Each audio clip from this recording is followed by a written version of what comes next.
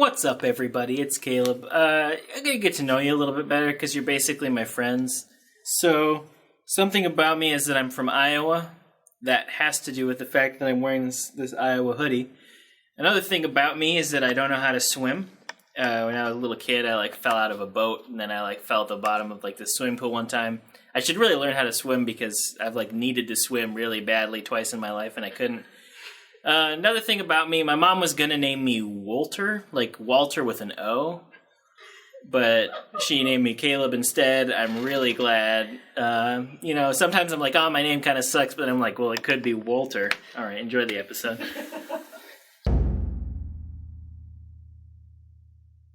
This is a question about roommates.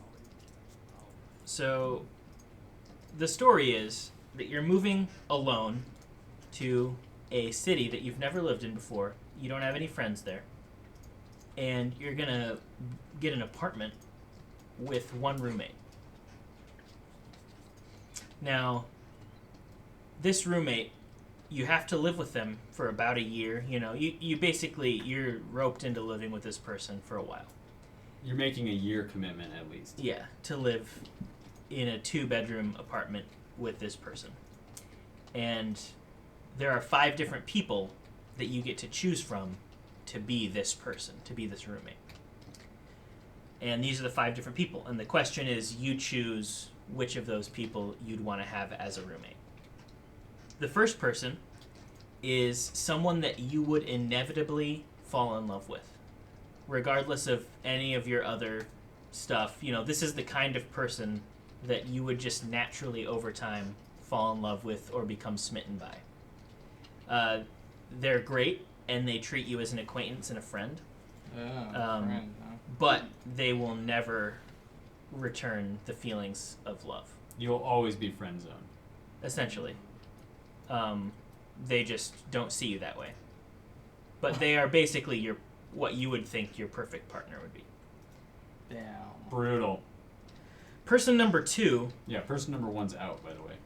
Person number 2 is an Answer. asshole.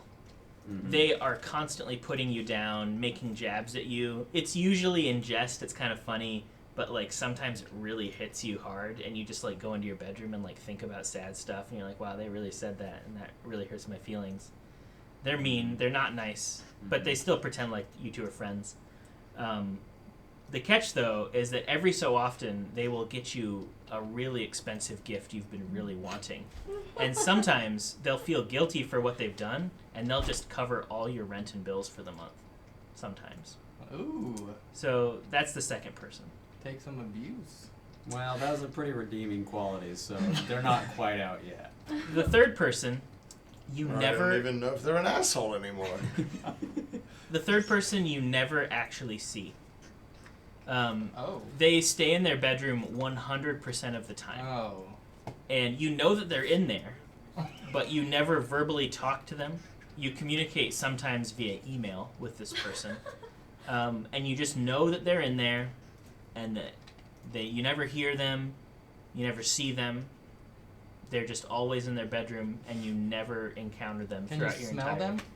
You cannot smell them. Oh. It would seem as if no one lives there. But you know that they do. And they are always very punctual with all their bills that they're paying and everything like that. So, yeah. Oh, I see. He's almost done killing that guy. All right. So, the fourth person is an amazing friend to you. They're basically person number 1, except instead of somebody that you'd fall in love with, they would be your friend. A great friend. And they're never going to fight with you unless it's the kind of fighting that would make your friendship better in the end. They're just a real swell person in every way, except for that about 25% of the time they can't pay rent or bills. Or Nope. they need you to cover for them in some way like that. They're not financially stable, and they're very flaky and irresponsible. Oh. But they're a perfect friend other than that. No perfect friend. And the fifth and final person, this is the last roommate. The last roommate is someone who is a friend to you, and they share every single interest you have down to a T. And they are just a little bit better than you at all of those things. But they're not mean about it. They don't even really address it ever. Every single interest you have, down to like the slightest one, they share, and they're better. Like to the extent that if you two went out somewhere and were doing stuff, everybody looking at you would be like, oh, that one's kind of just better than the other one. Like it's kind of just apparent in every way. You're the other one? Yeah, they outshine you just a little bit in every way. But they're nice about it, and they're not mean. And other than that, they're a normal roommate. They pay their You rent. can't be nice about that. So, yeah, they pay the rent. So, to go through them again really quick, person number 1, you couldn't help but fall in love with them. They're amazing, but they're never going to return it. Person 2 is a complete asshole, but sometimes they get you amazing presents or pay for the bills or rent. Person number 3, you never see them. They're a ghost, basically. Person number 4 is a perfect friend, except for the fact that they flake out all the time and oftentimes won't be able to pay their rent. And person number 5 is someone that shares all of your interests down to a T, but they're a little bit better at each of them. Which person do you pick? I'm going with the one who's never there, because that's ideal for me, really, like the one that I never see. Because I'm not really too big on roommates. I just kind of like to do my own thing and do stuff on my own schedule. So that would just be like literally a perfect situation. I wouldn't have to make awkward small talk if I wasn't feeling like chatting and we were both in a shared space. That's not my thing. So I'm moving. having the person hardly ever be there and not have to interact really except for on emails, just love it. I have got my answer mapped out for you, Caleb. Nice. Okay. I have ranked all 5 of your answers from first to least. My first choice for a roommate would be the one that's never there. I'm assuming it's not Cecily and myself moving in. Right, it's just you. Okay. My second option would be the person that's a little better than me at everything I like. It's like perfect way to learn all the stuff I like. You know, because then I'll meet people that I don't care about being better than other people at it, but I like being competent at stuff and good at it. So that'd be my second choice. My third choice is the asshole that would buy me gifts. You know, I'll take a little abuse for a PlayStation 4. My fourth choice is the perfect friend that's flaky and doesn't pay the rent, because you gotta pay rent. It's like cost of living. It's like, do you care about living? Then show it by paying rent. And my fifth and last choice, my least desired one, would be number 1. The person that I would move in with and fall in love with, but they have none of the same feelings. Nice, Nathan. But your question is only which one would you choose? Right, you don't have to rank them, but it's Oh. very nice. Extra credit over here. Yeah. Yeah, above teacher's and beyond. pet. It sounds like I don't have much going on in this scenario. Moving to a new city, having to pick a roommate. It sounds like I'm really sad otherwise, which may not be the case. I might be reading into it too much, but it seems like if I'm moving to a city that I, don't know anybody in, I'm doing it because I'm trying to escape something.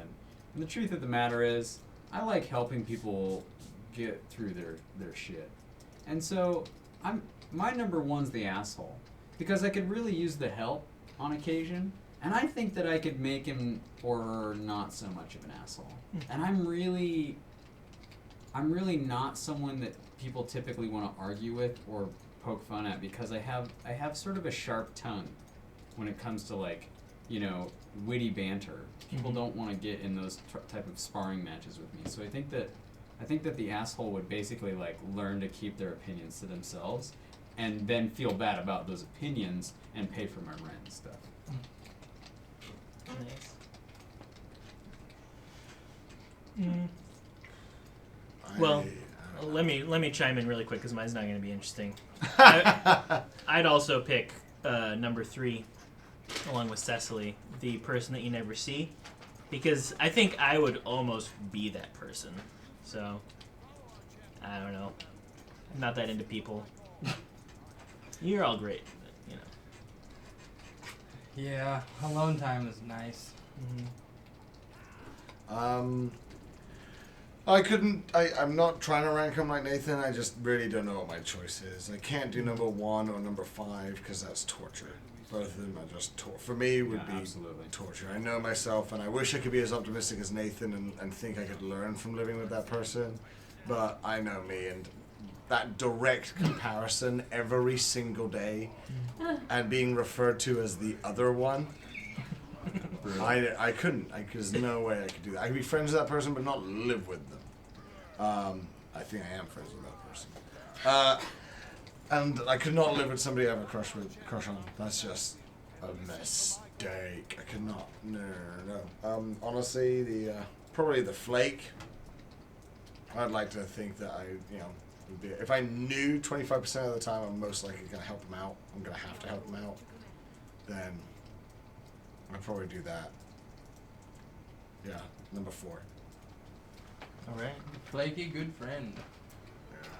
Nice, everybody.